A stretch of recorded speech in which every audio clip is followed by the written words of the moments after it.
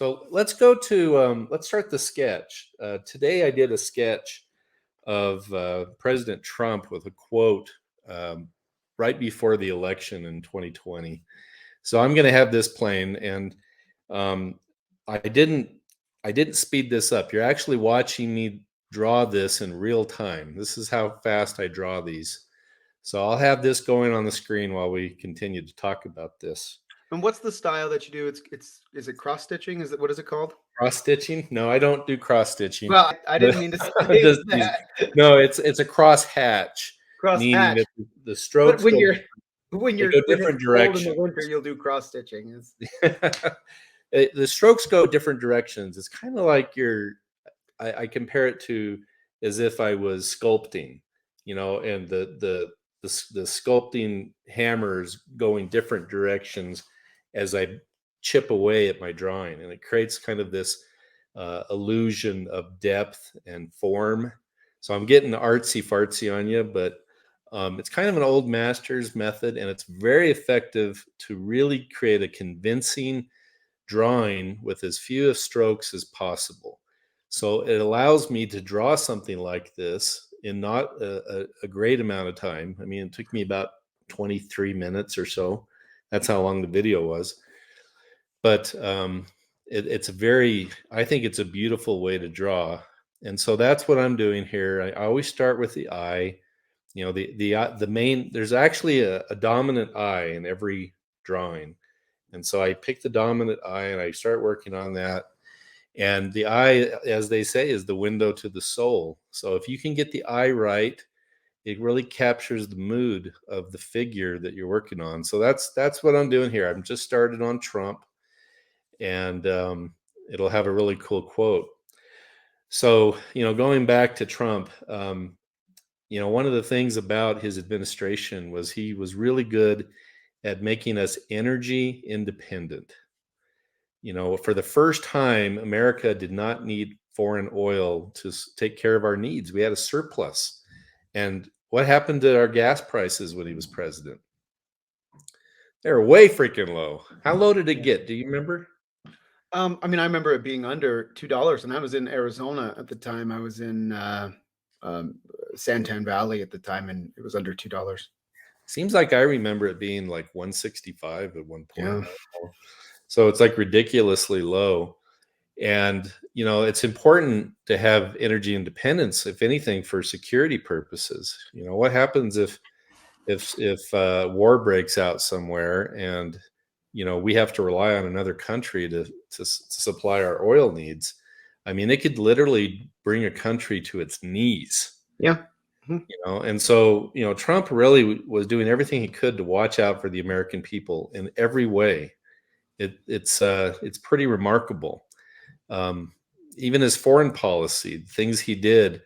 I remember when he met with all the different, there was like some world summit in Germany or something like that. And they had all these leaders there. And he said, "Hey, how come you're buying oil from Russia? Here we are, the NATO alliance, and we're paying everything. You haven't been paying your fair share. You're supposed to pay a certain amount every year. You haven't been doing that. And yet you're buying oil from Russia. That's the main purpose we even have this NATO agreement." And so they immediately, because Trump, the way he is, he's like, we're not going to take care. We're not going to do this anymore unless you pay up. So immediately billions of dollars went into the coffers. And this is why they hated Trump so much, the establishment, because I mean, the guy was fearless. Yeah, he was ruthless. I mean, there's that clip that was going viral last week, essentially. I believe it was the G20 summit where he's United Nations. He was speaking and he was saying, look, Germany, if you're not careful, you're on track to be completely dependent on Russia for all of your natural gas and fuel and energy. And it cuts to them, the camera cuts to them, and they're laughing at Trump. They think, oh, this is such a joke. Ha ha ha. What does he know? And then you cut to now, that's just like 2 or 3 years later. Yeah. And they're like, well, we can't do anything because we're completely dependent on Russia. They said that was the chancellor came out and said, well, we're not gonna cut ties with Russia because they're our strategic partner, meaning they are funding And in large part, they're funding the war in Ukraine right now. They're so naive. There's no foresight in their leadership. Here you have a country like Russia that literally is like a big bear, that could erupt at any moment under the right circumstances. Uh, I mean, the dynamics in their economies over there and the situation in Russia compared to what's going on with the European Union, NATO, the United States, um, it's really interesting. And it's, as an artist, I focus most of my time on trying to think of ideas and expressions I can do to capture the feeling of what's going on in our country. And so I read a lot of these things, and I try to dig into different aspects of it, not just one side. So I'll read things that are more sympathetic to Russia's point of view, to Ukraine, to NATO, to the United States. I try to dig in. I mean, I'm not a scholar by any means, but I want to know what's going on. And I've learned, and Seth, you probably feel this way too, but you just can't take anything at face value, even from your own side. Yep. You have to have a little bit of a discernment, skepticism, because there's a propaganda war going on all around us. It takes a lot of time and effort to try to dig up the truth. And so, you know, when Trump was president, I was very skeptical. I mean, they went so far in trying to berate Trump that it got to be such a joke that you almost stopped believing almost anything that the press was saying about Trump, because it turned out to be garbage most of the time. But you still, anytime you'd hear something, you have to look into it. Like, the whole deal with Ukraine that led to an impeachment of the House turned out to be all false. But what was going on when all that came out? All this information, what's true, what's not? So the American people have to sift through this constantly. Well, it is amazing how much Ukraine has played a pivotal role in American politics. Hmm. You mentioned the impeachment. I mean, there's so much corruption in Ukraine in general, and with the ambassador, that the former ambassador, she was a holdover from the Obama administration. Right, She was out right. there testifying against Trump. I mean, it's amazing how much corruption is centralized in Ukraine, and now there's a potential war happening in Ukraine that would involve all of these other countries. It fascinates me how it's all collecting right in there. Yeah, it is pretty fascinating. And a lot of it really comes down to oil. And this is something that as I've researched they don't talk about it very much. But one of the things that has led to the conflict in Ukraine is this battle over oil. Russia, um, that's their main source of revenue for their country. Their GDP, pretty much most of it comes from the production and distribution of oil. Yeah. And so Ukraine, when they broke away from the Soviet Union, became their own country. They weren't really too worried about them, messing up that oil supply, until they started discovering all these oil and natural gas reserves off the coast of Crimea, Mhm. and also recently inside of Ukraine itself.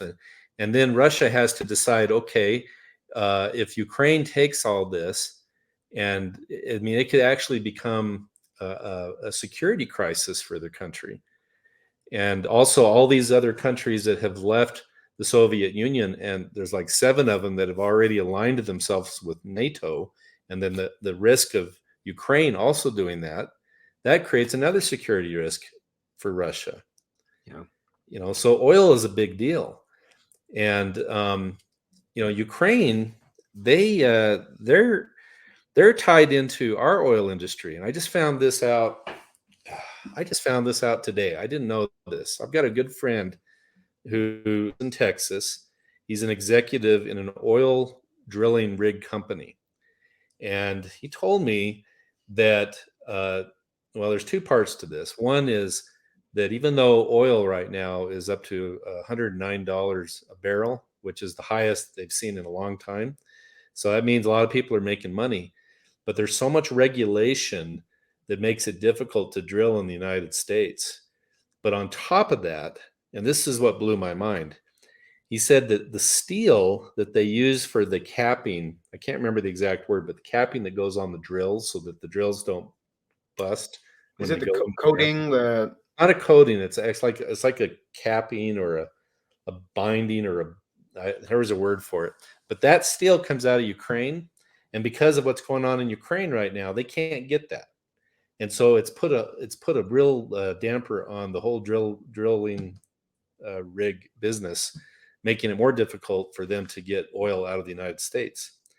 And it just reminds me of how reliant we are right now because of the Biden administration, where we went from being energy independent under Trump to now having to not only get oil from other countries like Venezuela. We stopped getting oil from. Biden's no longer going to get oil from Russia, but now we're going to be getting oil from Iran. or Venezuela. Yeah, these And are not good countries. they're allies with Russia. So it's Yeah. like, So what happens if a war starts to spread out more? The first thing they do is they stop selling oil to the United States. I mean, our oil reserves are going to be depleted pretty fast. yep. You know, it's gonna affect the average person from being able to afford to drive their car. And Yeah. if it gets really bad, I mean, the truckers aren't going to be able to bring the food as well. The prices of goods go skyrocket. And then if we have a serious war and we have to put gas and oil in the military vehicles, that's going to be a first priority. Yeah. And so the risk is enormous. And these are what our leaders have done to us. Just like we were talking about the chancellor in Germany, how she's put her whole country at risk because of their reliance upon Russian oil. Well, and the premier of Alberta came out. It was either today or it was yesterday, and he said, "Look, if America is serious, if the Biden administration is serious about energy independence and all of that, and trying to get away from Russian oil, finish the pipeline here. Finish the pipeline that runs from Finish the Alberta freaking into." pipeline. Yeah, But they and won't. they That was the won't do first it. thing that Biden ended when he became president. He stopped the whole pipeline thing. Yeah, They had day to, one. they had to let go like between 11 and 20,000 employees. I mean, it was the very first thing he did, day one. I mean, this is, And yeah. it's one of those moments where you want to throw your computer when you're listening to Biden give a speech. You're just like, you cannot lie to us like this. And he's like, I'm not doing anything. I'm not doing anything wrong. But Makes me want to throw my paintbrushes. he put the in the executive order the same day was he said he suspended all new leases for oil. Right. It's the same day, and he's like, I'm not doing anything. You're doing something. You're lying. You're lying to everybody. That's what you're doing right now. Yeah. It's infuriating. And it was Trump, I know you put a quote here next to Trump, but it was that same speech he was giving, and he's like, what is it now? What is it now? It's like $2. It's $2 now. He's like, that's like a tax break. It's better than a tax break. It's the gift that keeps on giving, Yeah. And he knew it. He understood it. And not just the oil and everything, but this whole inflation deal and printing dollars like they're nobody's business. I mean, we're being taxed beyond our own. I mean, it's so out of control.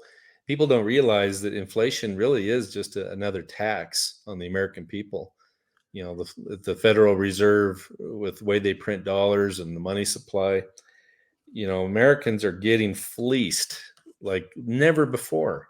Yeah. And the Biden administration keeps telling everybody, oh, it's going to be okay. We've never been so good.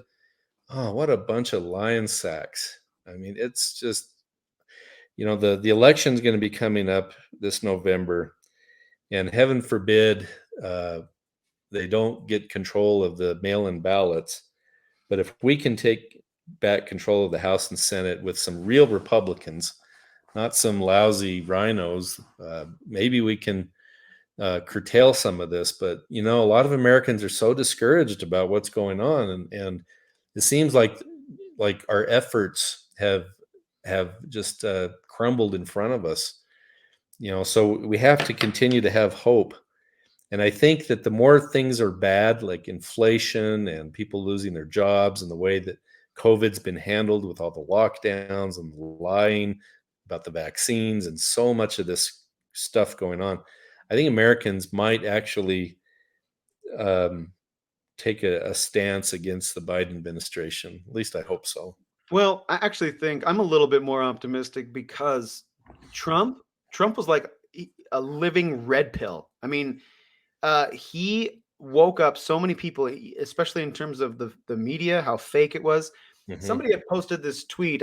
I'm not able to share it while I'm showing this video at the same time, but I'll read it because I Yeah. think it was just so on point. And I think this is the legacy of Trump, is that he woke people up to how corrupt the government is right now. So this is a tweet from Julia Song it's Hmm. at real Julia Song. That's her screen name, and she wrote the S word first. I'll just say, crap is Yes, so. word. She wrote, crap is so fake that the minute an outsider, meaning Trump, the minute an outsider took office, we got cheap gas, cheap food, became energy independent, no new wars, and focused on our country's own issues. The America establishment first. hacks get back in, and we have inflation, medical tyranny, World War III, and we need to take out a mortgage for gas. And it's so obvious now, like the difference between the two. People were complaining. We had the best economy, the best situation in our lives, in our Yeah. country under Trump. It wasn't good for him because he was getting battered on every side.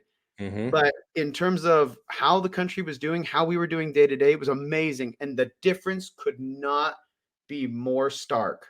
It's totally stark. I mean, that's why I did that painting, The Emperor Has No Clothes, because it's so obvious to everybody. If you just look, that the country is falling apart right in front of us. And yet, all these talking heads, the media, the people in charge are like, oh, everything's great. We've never been better. I mean, it is such a bunch of bunk. So, Yep. yeah. Yep. So, anyway, I just finished that painting. And right now, I'm working on some other stuff. I'll take a second and talk about that before we get back to the politics. So I've been working on my new NFT collection. I did the Trump NFT, the Trump Legacy collection, which did really well and continues to do well. And I'm going to be launching one called the Biden Legacy collection, which is it's almost sarcastic because his legacy is so bad. And the NFTs are going to be absolutely hilarious. And if you don't know what an NFT is, it's a non-fungible token, which basically it's a computerized digital image that you can own it, actually have a certificate in the blockchain, which gives it value. So people that are into cryptocurrency stuff, they like these because they do increase in value, and they're pretty cool, and they're nifty. That's why I call it mcnifty.art. So you can check that out, and you can see the new collection. But I've been working on those, all the little details in these, and that's been keeping me busy. And I've also been spending a lot more time on social media this last week. I try different things. I've got a Facebook account and that I've had for quite a while, but Facebook doesn't let me do ads, and they pretty much throttled me to the point where my followers stay about the same. I can't grow it. And I've even But tried to help you um, fix it up, and really we've hit a lot of dead ends on that. Like, you're legit being throttled in a lot of ways. yeah, and they do that to all conservatives. I had my Twitter account completely wiped.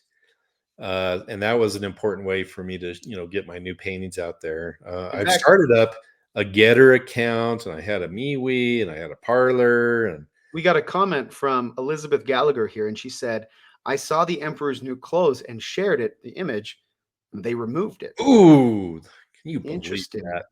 I Probably wonder. because it showed chest hair on Biden. I mean, we couldn't have that. No, you couldn't. And that's why they censored Hunter Biden's laptop, because it showed a lot more than just chest hair.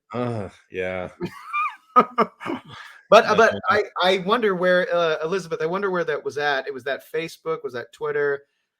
Twitter is obviously very leftist. Twitter's the worst of all It's of the them. worst of all of them. Facebook, pretty much, they look for words, so you have to be careful, what words you post.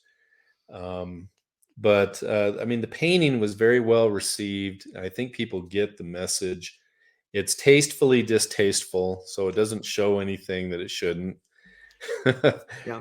And so yeah, it's been an interesting ride. But right now I've got all these different platforms, and the main ones that are doing where I spend most of my time on is really Facebook and Instagram. Now, the Instagram, I just barely started doing these reels, which are short 15-second videos, just this last week. And all of a sudden my Instagram started growing again.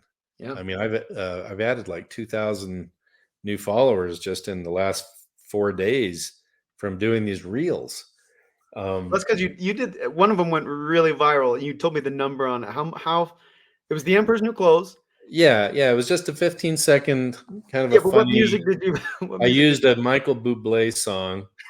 I'm feeling good.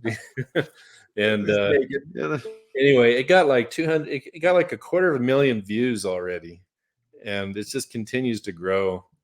So they're not throttling me there yet, and so people can find my work on Instagram and get kind of a personal touch of what I'm doing.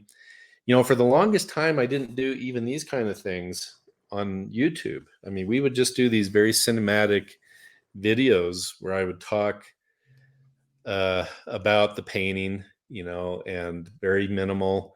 But now, I guess it's the way social media is evolving. People want to get to know who you are, and like here I am talking on this live YouTube as if you're right here with me, and I'm just sharing my thoughts and feelings about what I'm doing.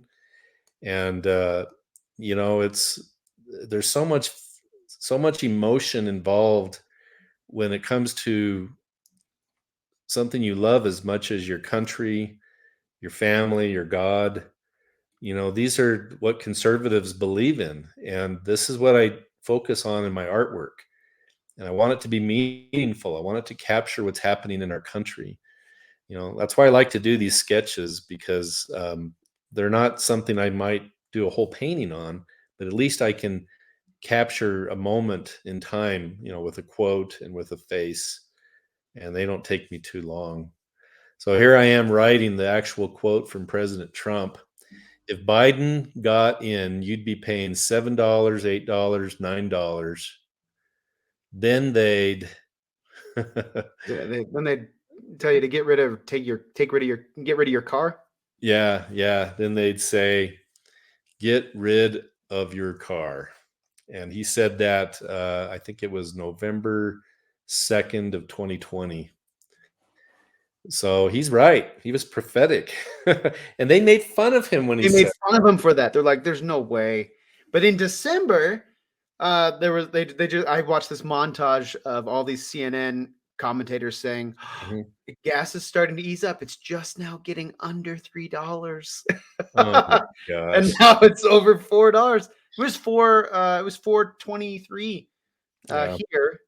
And it doesn't sound like a huge deal when you say $4.23, but when you add it up per gallon every day, and then you have diesel and cars that are relying on that transportation for goods, it's a ton of money.